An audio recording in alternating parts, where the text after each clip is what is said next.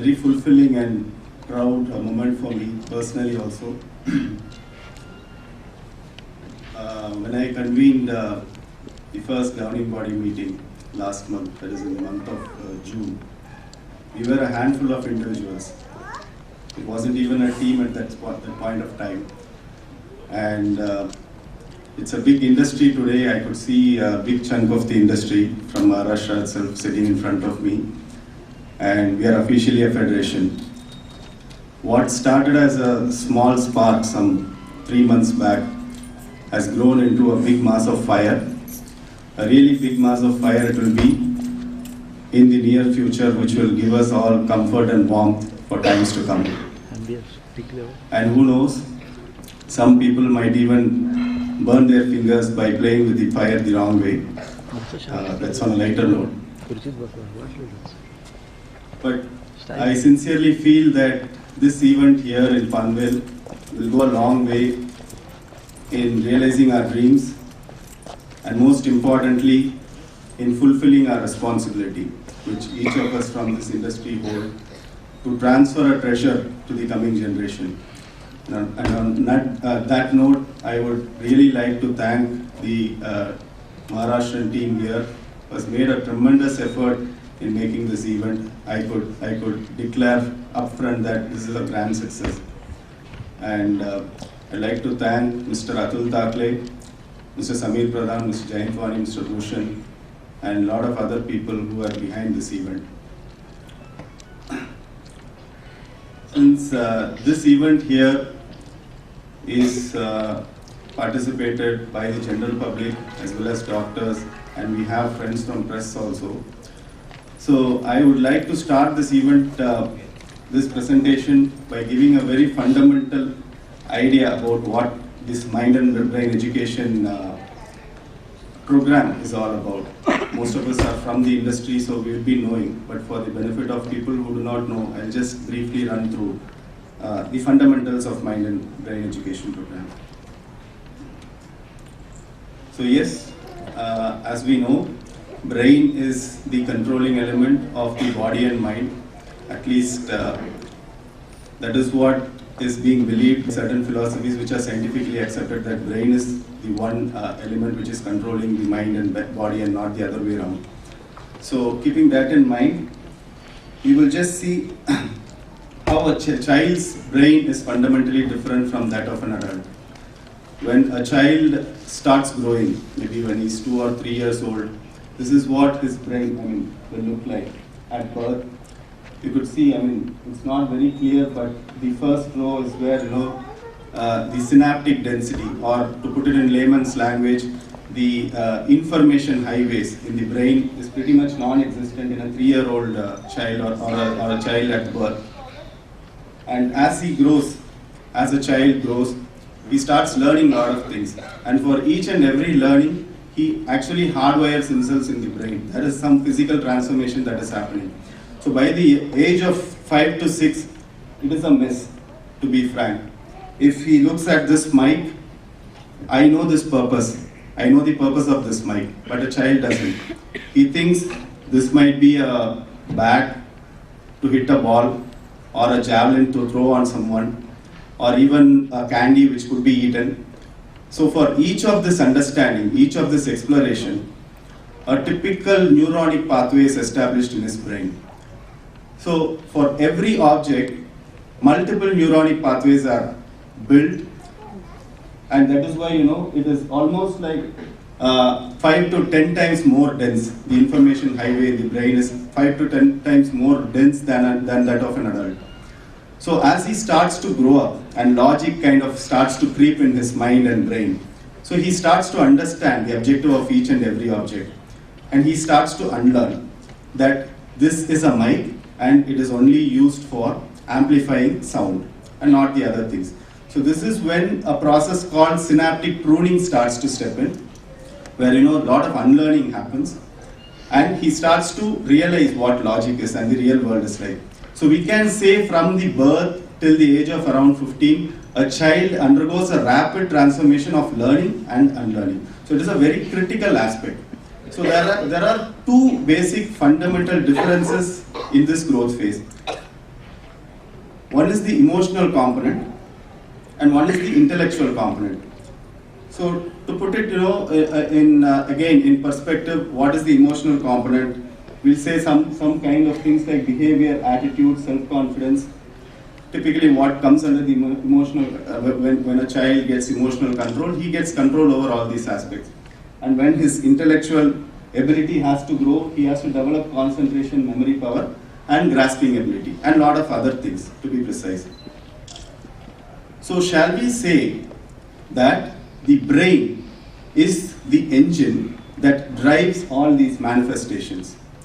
And we as a program, or we as an industry, think and act in a way that by manipulating the current state of brain and mind, we could influence these manifestations. That is simply what we are trying to do in this program of mind and brain education. That there is an engine and we are making it more efficient so that it gives all these outputs in a better manner. So how do we do it? So we shall say this is a complementary system to the existing academic model. And we believe that there are two portions of the brain, one is the left brain and the right brain.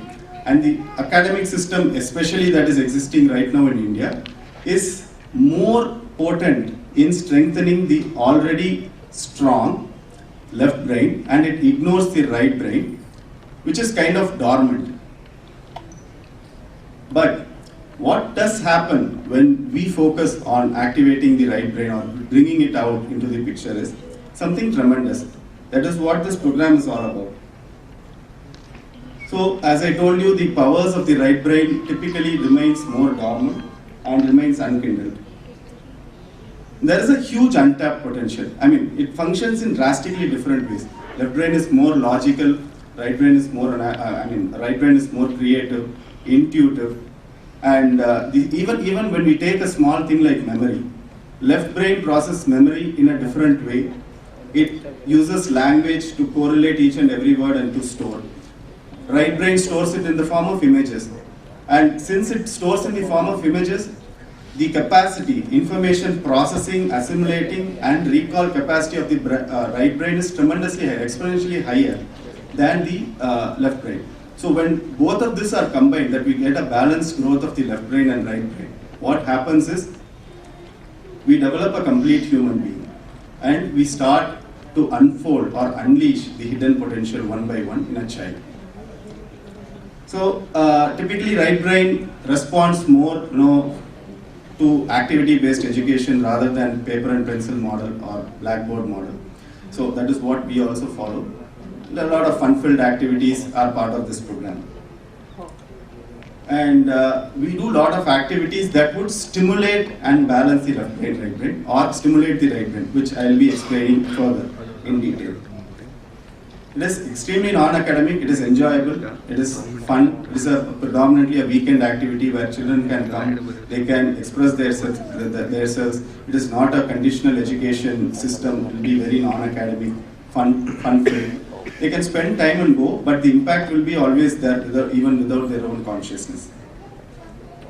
And whatever changes occurs because of this program is not peripheral.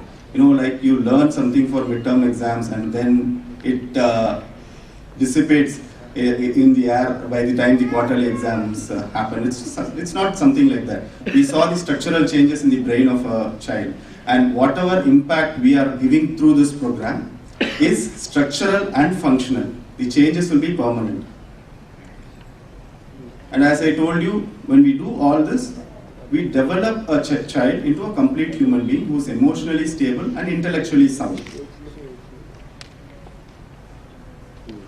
So, simply put it in one sentence, what we are trying to do is, we are trying to create successful human beings. We know the way the world is moving. Intellectual capability is not the ultimate tool to gain success. There are lots of other softer aspects also that is involved. So that is how we want the children of this country to grow.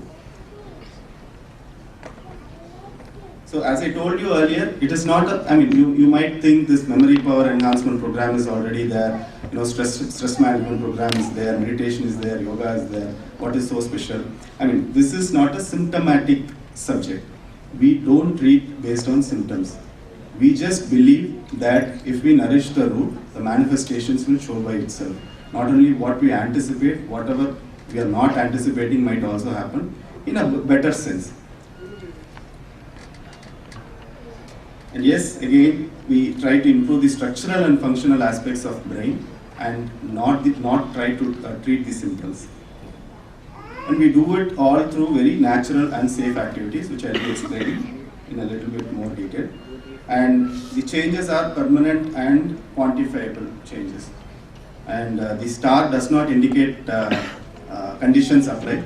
Actually says that what kind of an apparatus we kind of use, very recognized by FDA kind of apparatus, where we could throw a lot of light on the quantifiable changes that happens in a child's brain by undergoing our program. So I'll start with some of the activities because there is a lot of misinformation that is present in the market, in the industry nowadays regarding what this program is all about, what is happening inside. Is it something like hypnosis or nothing like that? It is what a child does every day when going to school or going to a playground. He expresses himself, a lot of things he loves to do. So that is what he does also here also in a much more fun-filled way. We are talking about finger movements. We all know that there is a connect between the brain and finger. That is why when a patient suffers from paralysis or stroke, the first thing to go inactive is the fingers. And even the medical journal of recovery of stroke affected patients has this finger movements as a brain stimulating activity. So we can say from this chart at least that each finger stimulates a different part of the brain, and we do a lot of coordination exercises using the fingers that we believe will activate different components of the brain. As we know, different areas of the brain controls different aspects like emotion, taste and all that. So it is a systematic way of stimulating the brain which will give a structured output based on the program which we are doing. So I could say the brain and finger connection is already established, and we could selectively stimulate functional areas of brain depending on different exercises. Simultaneous stimulation is what we mean by balancing the left brain and right brain.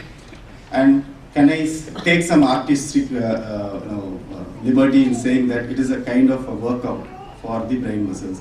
Yes, if I want to work out my biceps, I have to move my elbow joint. But there is nothing, a joint which is present outward that is used to stimulate the brain. So finger movements is one such thing which could be expressed as working out the brain muscles. So one other area where we focus is on bringing down the brain waves to an optimal frequency. We all know that brain functions in waves and different. I'll just give you an example. So just ask a child, imagine we are asking a child to come here, extempore and recite a poem. Let us take another scenario. He is with his friends, with his family, he is very relaxed and in a park, and we are asking him to do the same activity of reciting a poem. Where do you think will be a better creative output? In the park. Yeah, obviously yes, that's the right answer. But why? The activity which we are giving to him is the same,